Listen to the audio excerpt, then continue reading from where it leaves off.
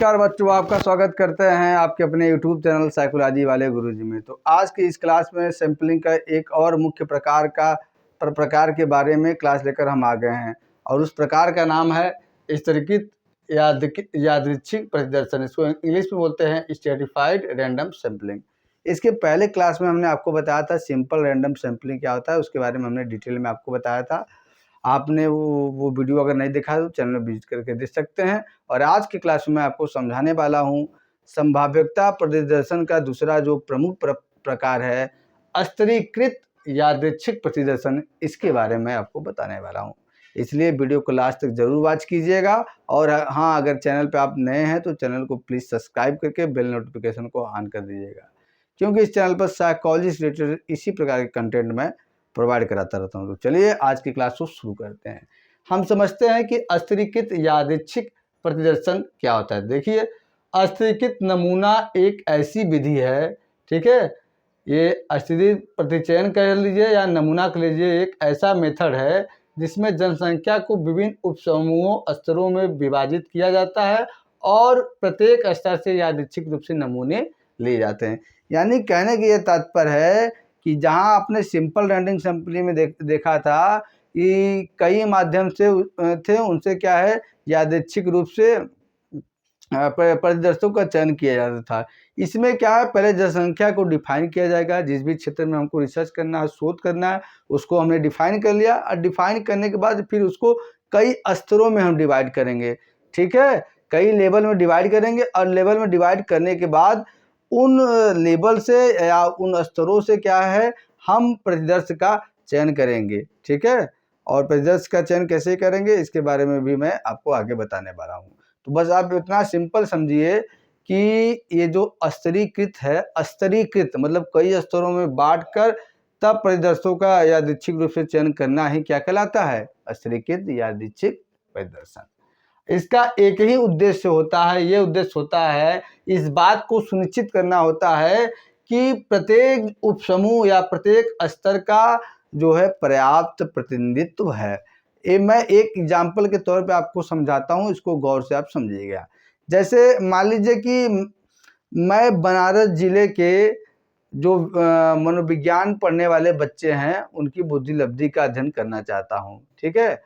तो मैं क्या करूँगा, पहले मैं जनसंख्या मेरी क्या हो गई, बनारस जिले के जो भी मनोविज्ञान पढ़ने वाले बच्चे हैं वो क्या है मेरी जनसंख्या हो गई।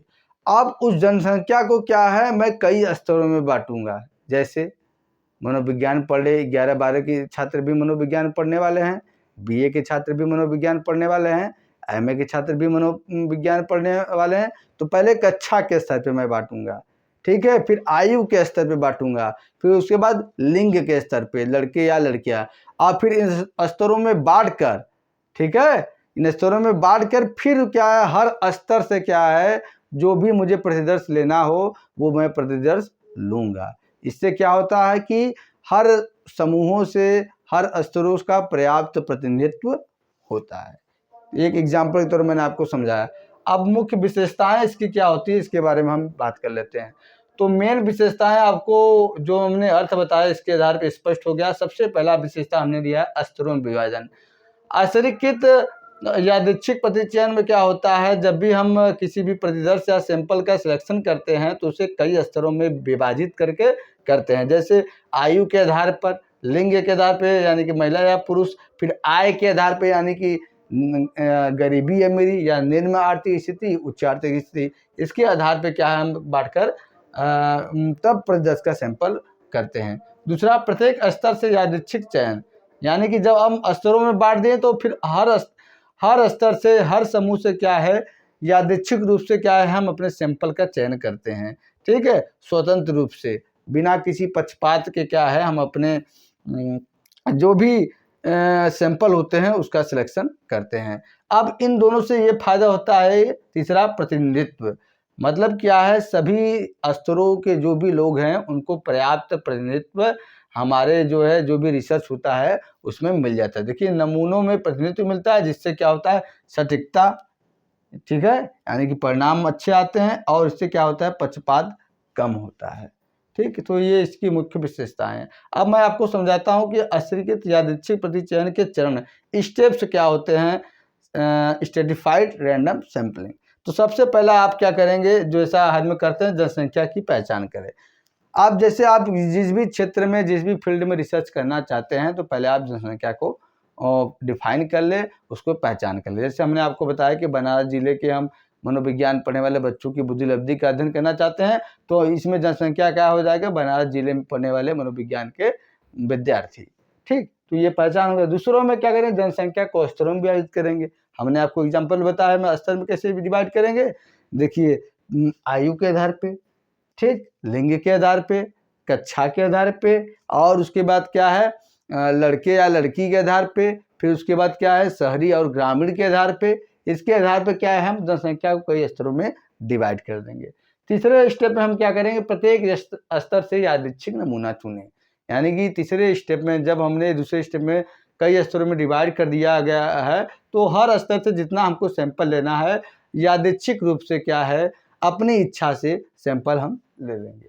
चौथा में सभी स्तरों के नमूनों को मिलाकर अंतिम नमूना बनाएं। यानी कि जो हमने सभी समूहों से या सभी स्तरों से सैंपल लिया है उस सभी को मिलाकर अब एक फाइनलाइज जितना आपको सैंपल चाहिए वो आप जो है सैंपल का साइज बनाएं। तो ये स्टेप 4 स्टेप इन्वॉल्व होते हैं क्या है अस्वीकृत यादृच्छिक प्रतिचयन में। अब इसके फायदे हैं तो कुछ नुकसान भी हैं, फायदे नुकसान को जान लेते हैं। सबसे पहला फायदा इसका क्या है, सटीकता में सुधार।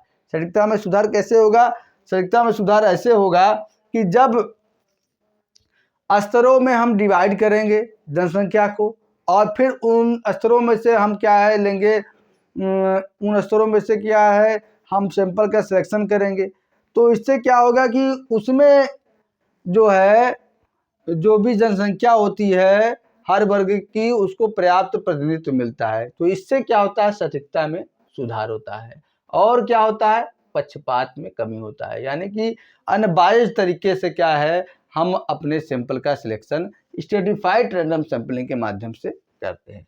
तीसरा है विविध जनसंख्या के लिए प्रभावी। और ये जो विधि है रैंडम सैंपलिंग की, स्ट्रेटिफाइड रैंडम सैंपलिंग की, यह उन जनसंख्या के लिए प्रभावी होती है जिनमें क्या है विभिन्न प्रकार के उपसमूह पाए जाते हैं। ठीक है, उन जनसंख्या के लिए ये बहुत ज़्यादा कारगर होती है। तो ये इसके कुछ फायदे थे। अब नुकसान देख लेते हैं। नुकसान क्या है, विस्तृत जानकारी की आवश्यकता। जब आप स्ट्रेटिफाइड रैंडम सैंपलिंग का इस्तेमाल करके सैंपल का सिलेक्शन करते हैं तो क्या है और जनसंख्या को कई स्तरों में बांटते हैं तो उसमें क्या है आपको अच्छी नॉलेज होने चाहिए उस सब्जेक्ट के, यानी कि उसमें आप एक्सपर्ट होने चाहिए, नहीं तो परिणाम दूसरी आ जाता है। दूसरा क्या है जटिल और समय साध्य। ये क्या प्रक्रिया बहुत कॉम्प्लेक्स है अपेक्षाकृत सिंपल रैंडम सैंपलिंग की। ठीक है, और इसमें समय भी बहुत ज़्यादा लगता है।